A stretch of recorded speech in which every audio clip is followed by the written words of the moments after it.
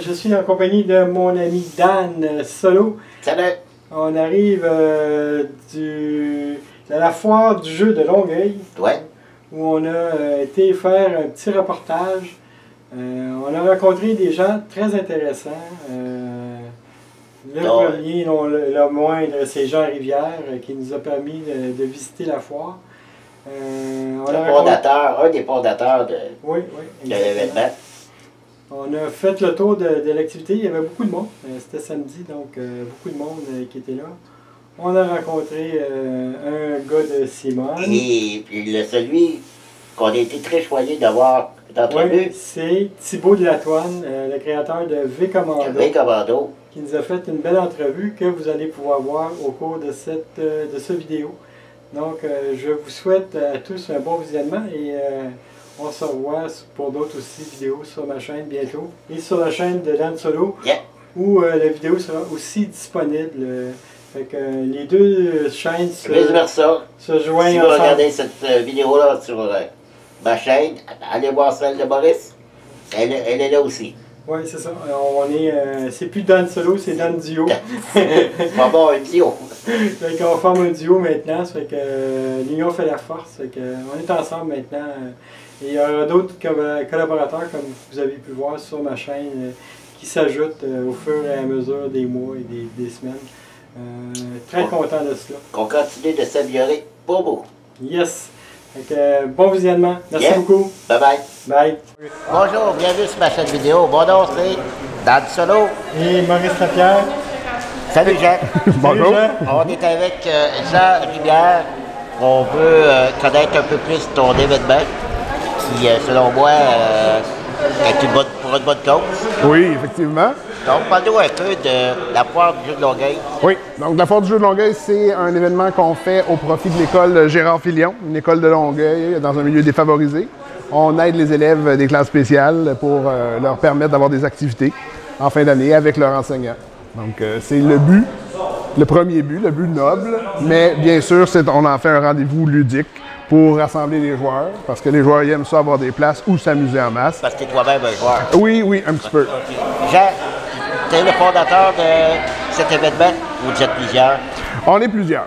On a un comité qui évolue à travers les années, mais dans le fond, on fait une collaboration avec les gens de l'école.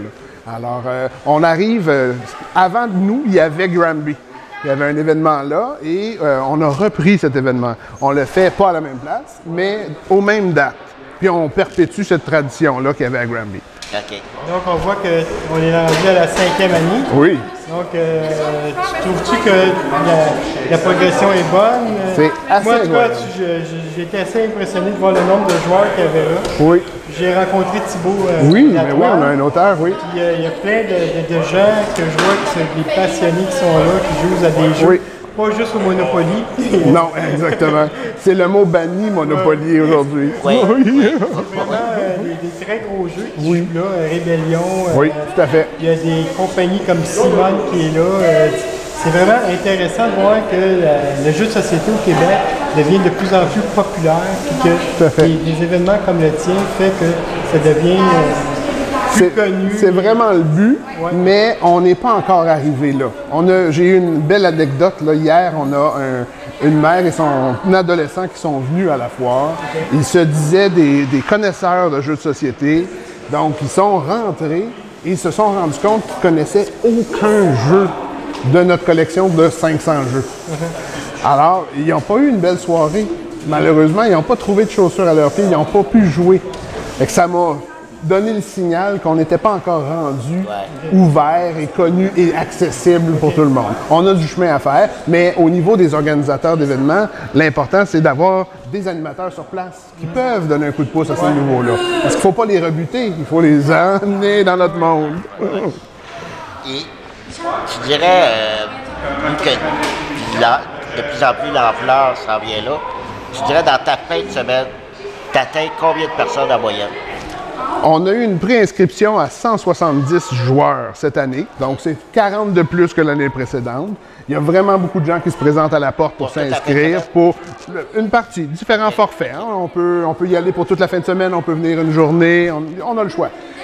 Sûrement qu'avec la porte et tout ça, il y aura plus de 250 joueurs qui seront passés en fin de semaine. Ça, c'est à peu près comme ça depuis 5 ans? Ça évolue.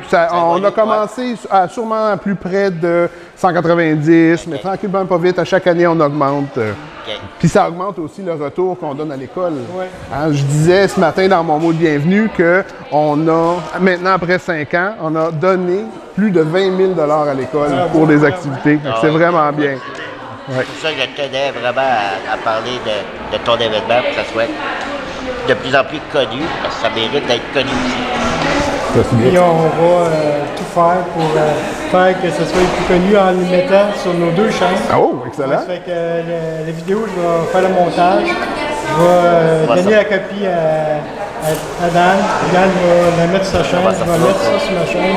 Puis on va en parler dans toutes les places qu'on va d'aller à la foire du jeu d'Anvers. Ah, ben c'est bien gentil. Puis j'espère que l'année prochaine, au 6, que ça soit encore plus gros, que tu fasses ton 20 000 d'une shot. Aïe, aïe, aïe, on se le souhaite.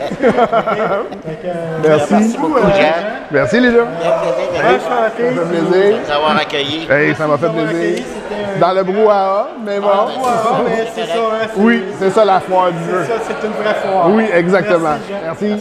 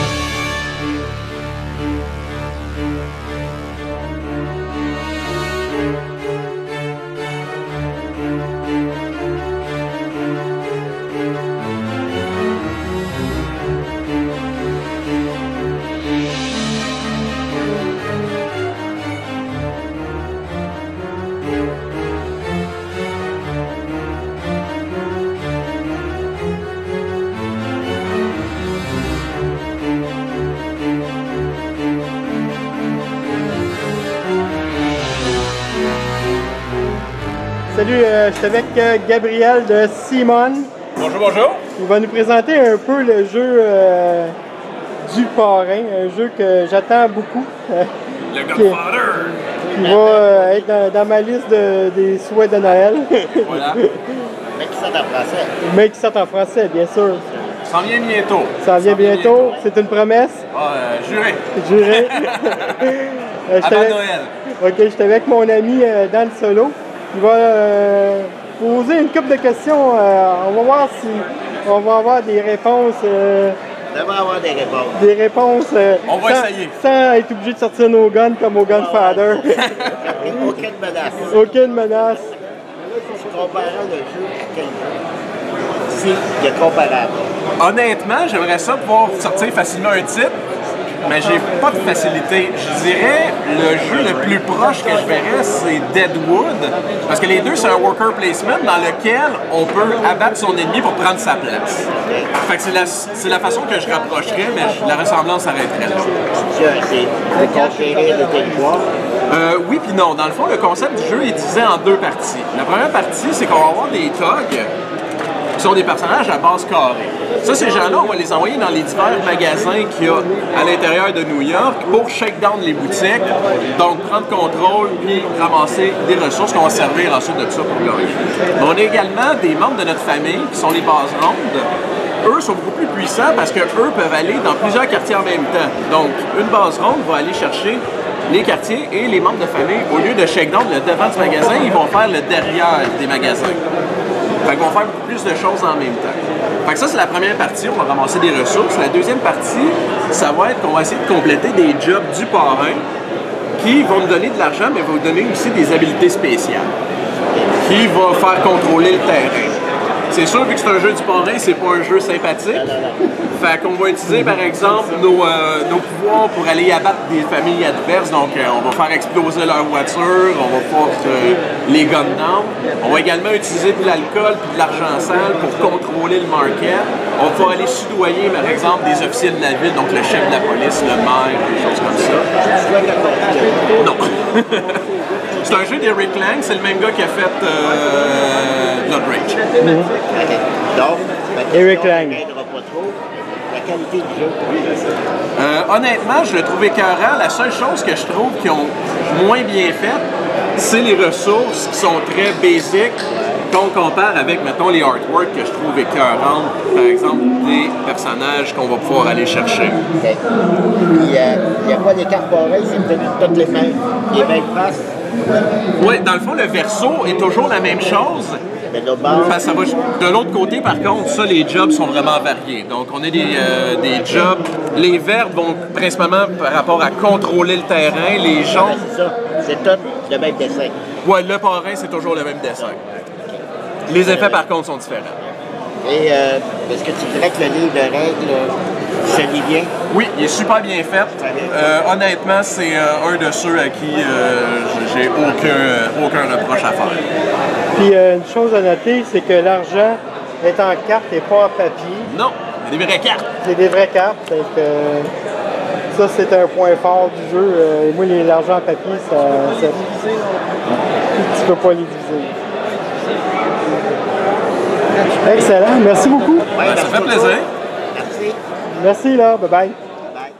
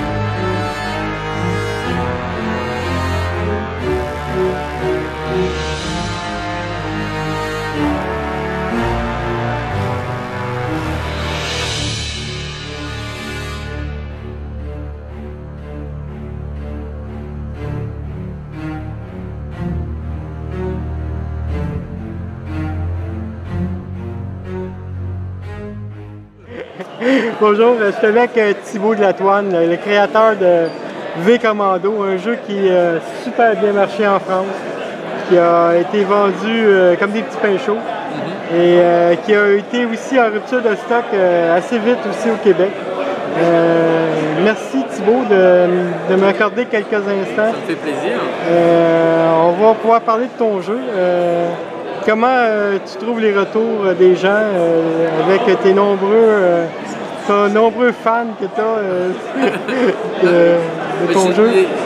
Les retours sont très positifs. Moi, je suis vraiment content. Enfin, ça dépasse ce que j'espérais. En fait, donc, pour une première expérience, c'est génial.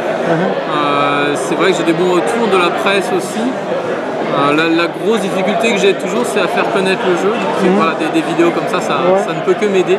Mais quand on est un petit éditeur, qu'on démarre, c'est très difficile même d'avoir une couverture par la presse et de faire connaître son jeu. Donc quand le jeu est en magasin, moi c'est ce que j'ai découvert, les gens sur ces territoires-là, ils connaissent le jeu en général, mais dès que je sors du Québec ou de la France, les gens ne connaissent pas. Donc en ce moment, on essaye d'élargir Est-ce que tu penses aux États-Unis ou quelque chose comme ça? Oui, États-Unis, le reste du Canada, l'Angleterre, ça devra arriver aussi. Voilà, on est en train, la Belgique, on commence peu à peu à élargir. Anglais, français, sur les cartes. Anglais, les cartes, parce que il y a un paquet qu'on ne savait pas du tout. Ouais, voilà. Alors il y a des gens qui aiment bien, il y a des gens que ça gêne, il y a des gens qui me disent que économiquement c'est pas malin. J'ai été obligé de faire ça en fait, c'était pas une décision réfléchie.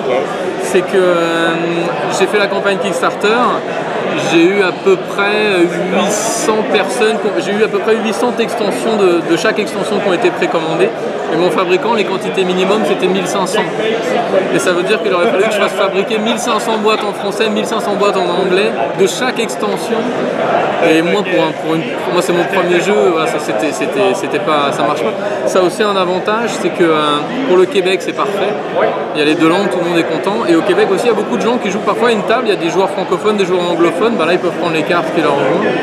Et ça me permet moi aussi, quand je vends mes boîtes, quand je les déplace d'un pays à l'autre, bah, ça me permet aussi de faire des... Là en ce moment j'ai 500 boîtes des États-Unis que j'ai renvoyées en France parce que je suis en rupture de stock en France. Et du coup ben, c'est génial parce que je peux renvoyer ces boîtes. Les boîtes c'est les mêmes partout.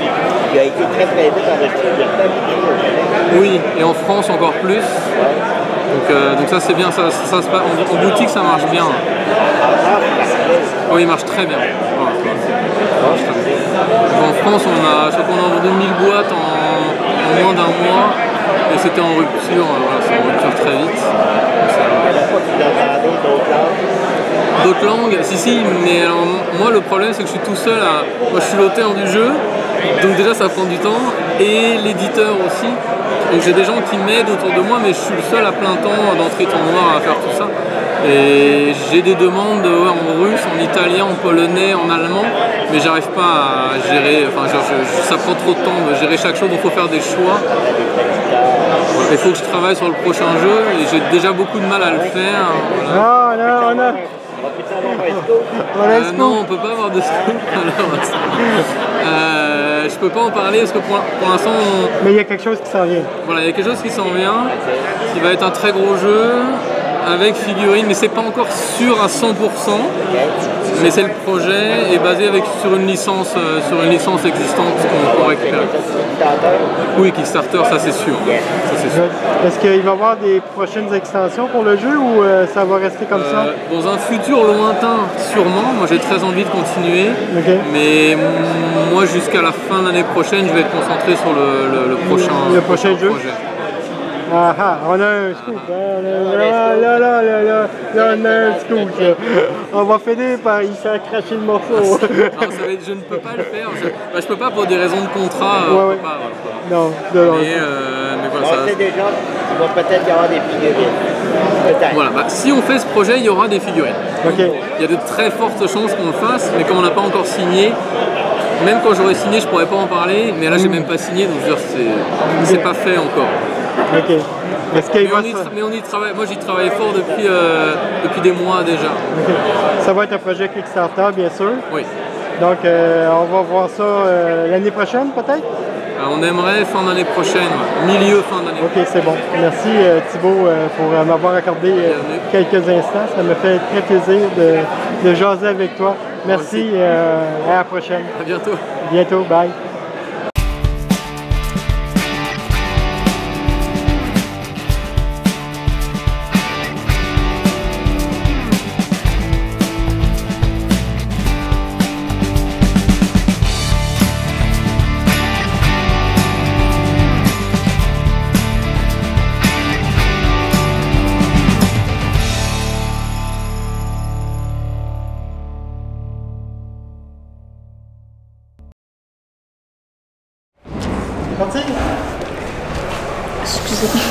OK. Je suis prêt.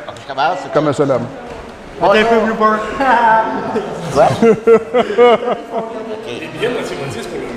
Oui, c'est pour le lot. Cut! Ça file. T'es en entrevue avec Radio-Can? Oui, monsieur du Rivage? Oui, désolé. On reprend. Non, mais si jamais... on regarde-la pas loin. D'un coup, qu'il y en ait d'autres qui en veulent. Bonjour! C'est pas du tout occupé la foire du jeu de Longueuil, c'est vraiment mollo. Non, on a vu qu'il n'y avait personne. Il n'y a personne. On est 3. On est 3. Oui. On va peut-être faire une petite partie tantôt. OK, prise 2. Oui. Prise 2, on commence. Jacques, OK, on repasse ça. 4. Je vais commencer. OK, Maurice. Ah, c'est moi qui commence. OK. Blooper! Ah! Ouais, ok, non, c'est correct. On l'a fait pas. Blooper! Ok, ce bout-là, je vais le mettre à la fin, ok? Là, on va recommencer. On peut.